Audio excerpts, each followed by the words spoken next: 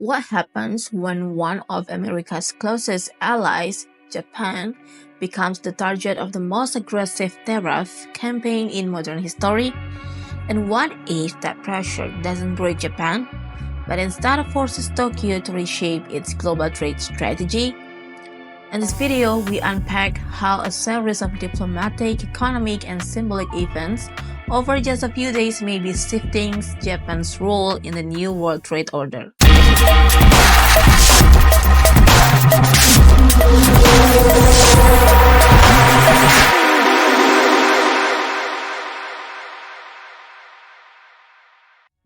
It began on April 16, 2025, just one day before Japan's official trade delegation was set to meet US officials in Washington. Honda Motor Co. announced it would move production of its Civic Hybrid from Japan to its factory in Indiana. This wasn't business as usual. Honda confirmed the move was a direct response to 25% tariff on imported automobiles imposed by President Trump's administration. In a country whose economic backbone relies heavily on high-end exports, especially automobiles, this was a warning shot Japan could not ignore. The next day, on April 17th, Japan's Economic Revitalization Minister Ryoshi Ekezawa met with U.S. counterparts, including Treasury Secretary Scott Bessent. President Trump unexpectedly pulled Akazawa into the Oval Office and proclaimed big progress. But Japan walked away empty-handed. The 10% on universal tariff, the 25% car tariff, and the steep 24% reciprocal tariff on all Japanese exports, still in place, only paused for 90 days.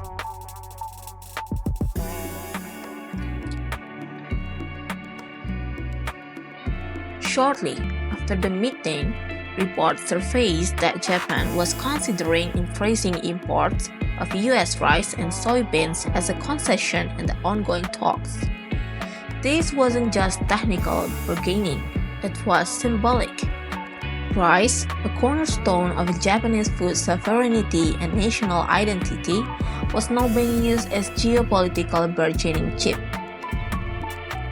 The US delegation also pushed for more Japanese imports of beef, seafood, and potatoes, all politically vital to Trump's electoral base. Interestingly, even before the tariff pressure, Japan had already started importing more rice due to soaring domestic prices and supply shortage. But this time, the driver was external, diplomatic pressure, not market forces. This moment echoes a historic parallel.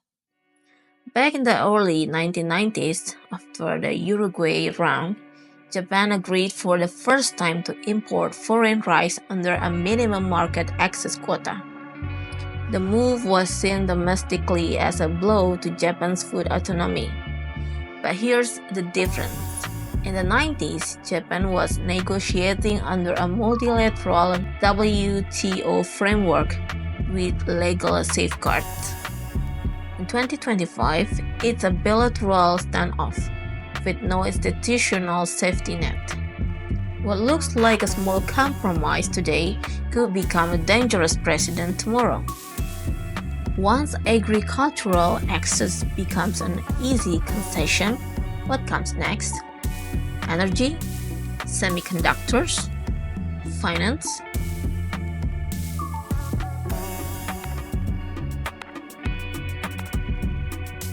In this context, Japan risks falling into a strategic trap.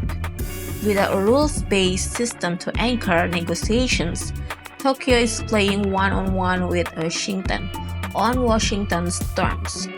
And once a pattern of reactive concessions is formed, it's hard to break. Tariffs are no longer just numbers. They are leverage for deeper renegotiations across multiple sectors. To understand the game, we need to understand Trump, Tariffs are not just a trade tool, they were part of a geopolitical arsenal. Trump pressures allies with three weapons. First, access to the US consumer market. Second, the global dollar system. And third, the US military umbrella. The reciprocal tariff logic is simple, but deeply flawed. It calculates tariff based on a country's trade surplus with US, ignoring fundamental economic realities like consumer demand, comparative advantage, or currency cycles. This is not WTO logic. This is transactional nationalism. Trump's worldview reframes international trade from cooperation to compensation. Allies don't just owe gratitude, they owe payments. Those payments can come as higher tariffs, more defense spending, or market access to politically useful sectors.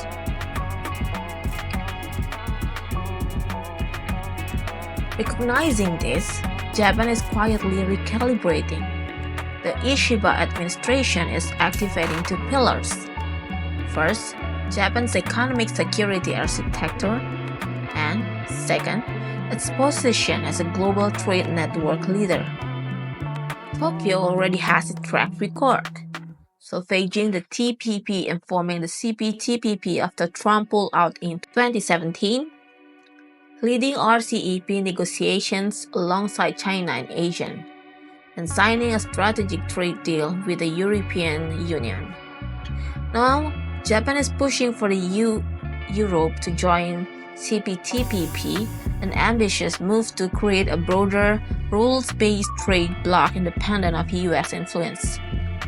Domestically, the Economic Security Promotion Act has become central, empowering Tokyo to protect critically supply chains, screen foreign investment, and invest in industrial resilience. But Japan faces a new dilemma. They're risking not from China, but from the US. Tokyo has long discussed reducing its dependence on China, but now it must grapple with a more complex threat, economic shocks from its own security ally. This requires a shift in mindset from alliance management to race management.